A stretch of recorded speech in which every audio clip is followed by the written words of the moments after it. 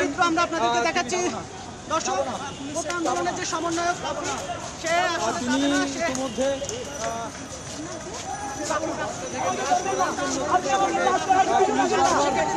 সরানোর জন্য চেষ্টা করছেন। তিনি এখানে অবস্থান দাবিতে পুলিশের পক্ষ থেকে লাঠিচার্জ করতে দেখেছি।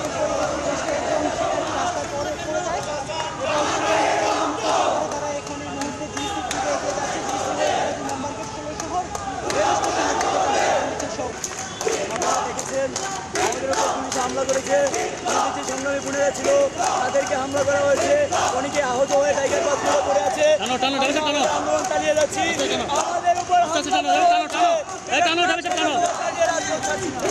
আমরা আপনাদেরকে সেই চিত্র দেখাচ্ছি, পেছনে পুলিশের ধাওয়া, আমরা আপনাদেরকে সেই চিত্র দেখাচ্ছি। এবং আমরা দর্শক 2 নম্বর গেট এলাকায়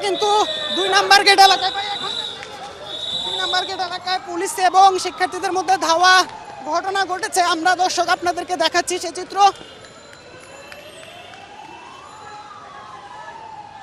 যেখানে 2 নম্বর গেট এলাকায় যেখানে কিন্তু শিক্ষার্থী এবং পুলিশের মধ্যে সংঘর্ষ হচ্ছে এবং এই মুহূর্তে শিক্ষার্থীরা কিন্তু দেখতে পাচ্ছেন আসলে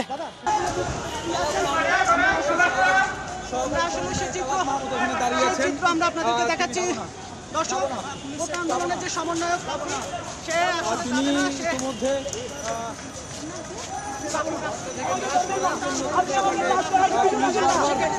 সরানোর জন্য চেষ্টা করছেন।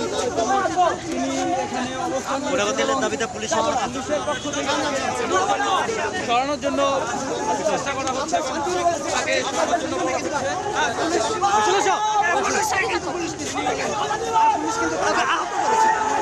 দেখছেন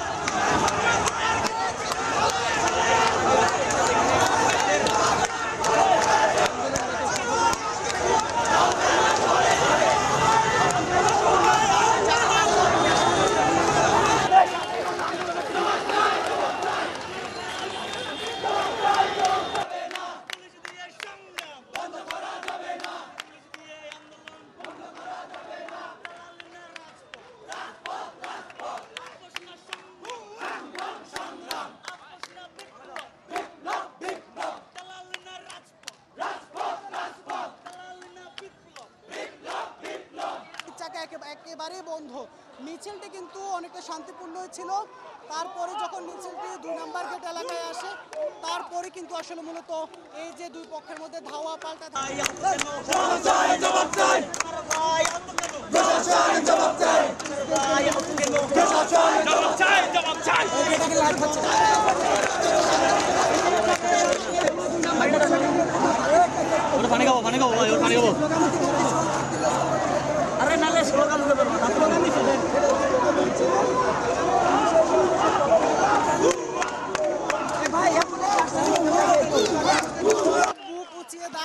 তারপরে কিন্তু সেখানে সে আহত হয়ে যায়।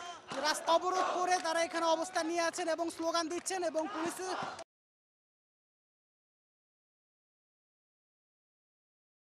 বারান্দায় বাচ্চা মারা যাবে, ছাদে মারা যাবে। অপেক্ষা করেছি, ওদের কবে বিবেকটা জাগ্রত হয়? ওদের বিবেক না, ওদের বিবেক মরে গেছে। এই হত্যাকাণ্ডের পরেও এখনো ঘরে বসে আছে যে সমস্ত মানুষ, এখনো তাদের বিবেককে জাগ্রত করছে না। আমরা তাদেরকে ঘৃণা করি। এই নতুন প্রজন্ম যে রাষ্ট্র যেভাবে দেখতে চায়, আমাদের সেই সরকার ব্যবস্থা তৈরি করতে হবে এবং তৈরি তারা করে নেবে। যারা সরাসরি আমার ভাইয়ের বুকে গুলি করেছে, এটা কখনোই গণতন্ত্র সরকার হতে পারে না। ঘুমাতে পারি না, খেতে পারি না, বাচ্চাকে দেখলে ইনসিকিউর লাগে। বারান্দায় বাচ্চা মারা যাবে, ছাদে মারা যাবে। বলেন, আমার ঢাকা শহরে ওই ঢাকা শহরে কোথায় বাচ্চারা খেলবে? আমরা রাস্তায় নামবো, বাচ্চা বারান্দা খেলবে না, ছাদে যাবে না। আর কত আর কত? না না, বলি নাই তো এতদিন, বের তো হয়নি। আমরা শিল্পী সমাজ তো বসেই ছিলাম, অপেক্ষা করেছি ওদের কবে বিবেকটা জাগ্রত হয়। ওদের বিবেক না, ওদের বিবেক মরে গেছে। তারপরে আমার সন্তান মারা যাবে, আমি মারা যাব, তা আমার জন্য কে বলবে? কেউ বলবে না। দেখেন, বলতে চাই সবচেয়ে বড় কথা হচ্ছে যে বাচ্চাগুলোকে মারলো কেন? আমরা তো মানে বাচ্চাগুলা তো একটা ন্যায্য দাবির জন্য আন্দোলন করছিল, এটাকে তো সুন্দরভাবে সমাধান করা যেত। যখন এটা সমাধানের পথে গেল ততক্ষণে তো অলরেডি রক্ত রাজপথে চলে আসছে। এরপরে যেই ম্যাসিভ রক্তপাতটা হলো, আমি তো একটা বাবা, আমার তো 2টা সন্তান আছে, আমাদের সন্তানদের বুকে কেন গুলি চলবে? আমরা তো এখানে রাজনীতি করতে আসি নাই। আর দেশের মানে আমাদের যে দেশের স্থাপনাগুলোকে যারা করেছে তাদেরকে খুঁজে বের করে তাদের বিচার করুক, কিন্তু আমাদের বাচ্চাদের বুকে যারা গুলি চালিয়েছে সেটা যেই হোক, তাদের যাতে বিচার হয়।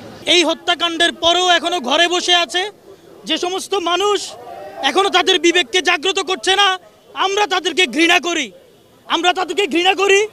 যারা এখনো ঘরের করে বসে আছে এই নারকীয় হত্যাকাণ্ড নিয়ে, বাংলাদেশের সরকারকে এই হত্যাকাণ্ডের দায় নিয়ে অতি শীঘ্রই পদত্যাগ করতে হবে, সমস্ত মন্ত্রিসভাকে পদত্যাগ করতে হবে, বিচার বিভাগকে এই নারকীয় জেনোসাইডের বিচার করতে হবে। আমরা সকল মানুষের পক্ষে এবং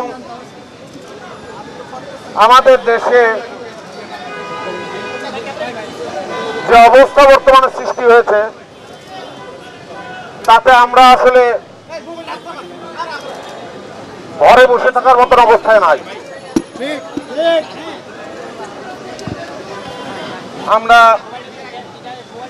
শান্তি চাই, আমরা রক্ত দেখতে চাই না। গোলাগুলি, হত্যা, রক্ত এগুলো দেখতে চাই না, এগুলোর বাইরে আমরা থাকতে চাই, আমরা শান্তি চাই। আমি আজকে সাধারণ মানুষ এবং সবাই সাধারণ মানুষ। যারা গ্রেফতার হয়েছে আমরা তাদের মুক্তি চাই, মিথ্যা মামলা যারা গ্রেফতার হয়েছে এবং যাদের হত্যা হয়েছে সেসব হত্যার বিচার চাই। কথা বলেছেন, তাদেরকেও আসলে অনেক ধরনের হামলার মুখোমুখি হতে হয়েছে এবং জার্নালিস্ট হিসেবে আপনাদেরকে আসলে আমি ধন্যবাদ জানাই, কিন্তু আপনাদেরকে আমি বলবো যে আপনারা আরও অনেক বেশি করে না জিনিসগুলো নিয়ে আরও অনেক বেশি করে প্রচার করেন, আরও অনেক বেশি করে জানান দেন এবং অবশ্যই সোশ্যাল মিডিয়াতে আপনারা পোস্ট করার সময় হ্যাশট্যাগুলো ব্যবহার করবেন। এটা খুব বেশি দরকার, যাতে আন্তর্জাতিক মিডিয়া আছে, আন্তর্জাতিক যারা যোগাযোগের মানুষজন আছে তারা যাতে আরও বেশি করে জিনিসটা দেখতে পায়, কারণ এটা কথা বলার এখনই আসলে প্রপার সময়। আমরা একটা গণতান্ত্রিক দেশ, গণতন্ত্র আমাদের অধিকার, for the people, by the people, of the people. পিপলের এখানে কোনো পাওয়ার নাই, পিপল ওই আম জনতা বলি না, আমরা আমের মতো হয়ে গেছি আসলে। আমরা আমাদের অধিকার সম্পর্কে জানতে চাই, আমরা আমাদের অধিকার সম্পর্কে আরো সচেতন হতে চাই এবং সচেতন আমরা হচ্ছি দেখে আমরা কথা বলছি। নাগরিক হিসেবে আমাদের সাথে কিভাবে কথা বলতে হয় সেটা করেছেন, চেষ্টা করছেন, এইটা একটা ভালো দিক। আমরা এইরকম আরো অনেক ভালো দেখতে চাই। এতগুলো মেধাকে এইভাবে আসলে এই মৃত্যুর জায়গায় পৌঁছে যাওয়া বা এত রক্ত, এত ক্ষত, এইটা আসলে আমি মেনে নিতে পারিনি, আমি মেনে নিতে পারছিও না একজন সাধারণ নাগরিক হিসেবে। এবং যে দাবিটা, সেই দাবিটা শুরুতে যদি কিছুটা আলাপ আলোচনার মধ্যে সমাধান করা যেত, হয়তো বা এত গুম বা এত ধরপাকড়া বা এত মানুষ মরে যাওয়াটা হতো না। ওই জায়গা থেকেও এক রকমের মনে মনে একটা ক্ষত আছে আমার, যার কারণে এখানে আসা যে প্লিজ এটা এখানেই বন্ধ করে। আর এত জেনোসাইড আমি চাই না, এটা জেনোসাইডের সরাসরি সবাই দেখতে পাচ্ছে। যে অস্বীকার করবে, যে ভুল বলবে, আমি মনে করবো এটা তার নির্বুদ্ধিতা। তো আমি এটাকে একদমই অ্যাকসেপ্ট করি। রাজনীতি, এই ভয়ের রাজনীতি, এই সন্ত্রাসের রাজনীতি, যেটা রাষ্ট্রীয় সন্ত্রাস, যেভাবে গুলি করে, যেভাবে দমন-নিপীড়ন চলছে, এর বিরুদ্ধে দাঁড়ানোর প্রয়োজন ছিল অনেক আগে। এটা বড্ড দেরি হয়ে গেছে। এখন মনে পড়ে যখন নুরুল দিনের সারা জীবন পড়ি যে নদী নষ্ট, বীজ নষ্ট যখন সংসার, তখন দেখা যায় নীলক্ষার নীলের তীব্র শীষ দেওয়া এত বড় চাঁদ। এই চাঁদ এখন নতুন প্রজন্ম, যে প্রজন্মকে হয়তো আপনারা ভাবছেন, আমিও হয়তো ভাবছি অন্তঃসার শূন্য, সেই প্রজন্ম এখন আমাদের ভবিষ্যৎ তৈরি করছে। আপনাদের কোন ন্যারেটিভ, অর্থাৎ ওই যে আইডেন্টিটি পলিটিক্স, যে মুক্তিযুদ্ধ না মুক্তিযুদ্ধ না, রাজাকার নাকি মুক্তিযুদ্ধ, কোনো ন্যারেটিভ টিকছে না। একটাই ন্যারেটিভ, এই নতুন প্রজন্মের ন্যারেটিভ। আমরা কিছুই বলতে চাই না, এই নতুন প্রজন্ম যেই রাষ্ট্র যেভাবে দেখতে চায়, যেই রাষ্ট্র চায়, যেই সরকার ব্যবস্থা চায়, আমাদের সেই সরকার ব্যবস্থা তৈরি করতে হবে এবং তৈরি তারা করে নেবে। আমরা তো আগেই দাঁড়াইছি, সমষ্টিগতভাবে দাঁড়াইনি, আজকে সমষ্টিগতভাবে যার যার অবস্থান থেকে তো সবাই দাঁড়াইছে। সো আজকে সমন্বিতভাবে যে আমরা যে আসি এবং এদের সাথে আসি, ছাত্রদের সঙ্গে আসি এবং ন্যায়ের পক্ষে আসি, সেই কারণে এক হয়ে দাঁড়ানো হয়েছে আজকে। রাইট অ্যান্ড রং, আমার কাছে মনে হচ্ছে this is what is going on in the country, this is absolutely wrong. So রঙের এগেনস্টে দাঁড়িয়েছি, যাতে আমরা ন্যায্য বিচার পাই। ছোট ছোট বাচ্চারা, স্কুল কলেজের স্টুডেন্টরা, ইউনিভার্সিটি স্টুডেন্টরা যেভাবে আমাদের জন্য, দেশের জন্য একটা পার্টিকুলার রিজনের জন্য, অধিকার আদায়ের জন্য তারা দাঁড়িয়েছিল, বাট সে অধিকার তো পায়নি, তাদের জীবন দিতে হয়েছে। তো তাদের এগেনস্টে, তাদের ন্যায়, তাদের জীবনের জন্য কি আমরা বিচার চেতে পারি না? সেটার জন্যই দাঁড়ানো। আমরা আজকে এখানে এসেছি কারণ আমার মনে হয় যে কোনো যৌক্তিক, বিবেকবান, মননশীল মানুষেরই এই যে এত ছাত্র হত্যা হলো এবং ছাত্রদের উপর নিপীড়ন হলো, সেটা মেনে নেওয়াটা খুব কঠিন। আমার মনে হয় যে কোনো মানুষের জন্য এটা মেনে নেওয়াটা কঠিন। এটা যেন সুষ্ঠু বিচার হয়, সেইটুকু প্রতিবাদ, সেইটুকু চাওয়া তো আমরা চাইতে পারি। সবাই বলছে মেয়েকে কোনো সাবধানে থাকো, মেয়েকে ফোন দিয়ে বলছে, আমাকে বলছে। আসলে এখন সাবধান থাকার মধ্যে কিছু নাই। আমরা বেডরুমে নিরাপত্তা পাইনি, এখন একটা শিশু বাচ্চা ছাদেও তার নিরাপত্তা পায় না। এমন একটা সময়, যে সময় আমাদের সবাইকে দাঁড়াতে হবে নিজেদের জীবনের জন্য, আমাদের সন্তানদের জীবনে বাঁচানোর জন্য, তাদের একটা সুন্দর ভবিষ্যৎ দেওয়ার জন্য। এবং আমরা চাই যে এই সরকার এই যে হত্যাগুলো হয়েছে, এই 15 বছর হত্যাগুলো হয়েছে, আমি বিশেষ করে এই ছাত্র আন্দোলন হত্যা হয়েছে, এগুলো সুষ্ঠু বিচার চাই। আমি সেই পুলিশ অফিসার বিচার চাই যে কিনা ছাদের কান্দিসে লুকিয়ে থাকে একটা ছেলেকে 6-6টে গুলি করে হত্যা করেছে। আমি তাকে দেখতে চাই, তার পরিবারকে দেখতে চাই এবং তার করুণ বিচার আমি চাই। আমাদের একটাই কথা হচ্ছে, নিরস্ত্রদের উপর কেন অস্ত্র প্রয়োগ করা হলো? তাদের দাবি এমন কি ছিল যেটা অস্ত্র দিয়ে তাদেরকে প্রতিহত করতে হবে? এইটুকু প্রশ্ন যাদের মনে জেগেছে, আমরা মনে করি আজকে সবাই একত্র হয়েছে, শিল্পী সমাজ একত্র হয়েছে। বাংলাদেশের প্রত্যেকটা মানুষের মধ্যে শিল্পী বসবাস করে। এখানে আমরা মনে করি না কোনো কমিউনিটি দাঁড়িয়ে আছে, এখানে এমন সব মানুষরা দাঁড়িয়ে আছে যারা শিল্প, সাহিত্য এবং সংস্কৃতিকে বুকে লালন করে এবং তাদের একটাই প্রশ্ন, নিরস্ত্র মানুষকে কেন অস্ত্রের মুখে প্রতিহত করার চেষ্টা করা হয়েছে এবং অস্ত্রের মুখে প্রতিহত করা হয়েছে?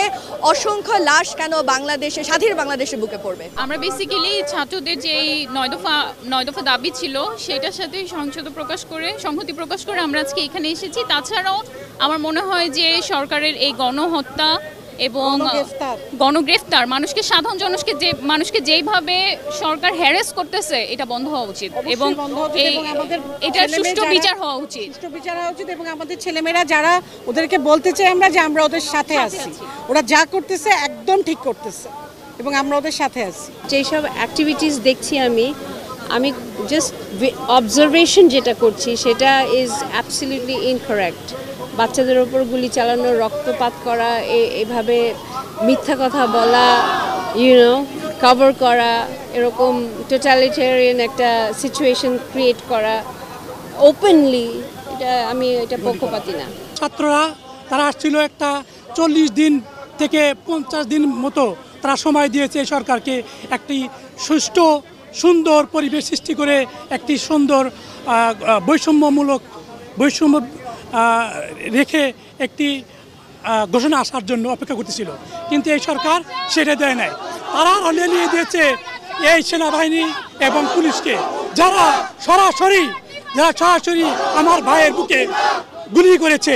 এটা কখনোই গণতন্ত্র সরকার হতে পারে না। মানে আমাদের দাবি ভেরি সিম্পল আর কি, মানে যেটা অবশ্যই আমরা ইন সলিডারিটি উইথ এভরিবডি।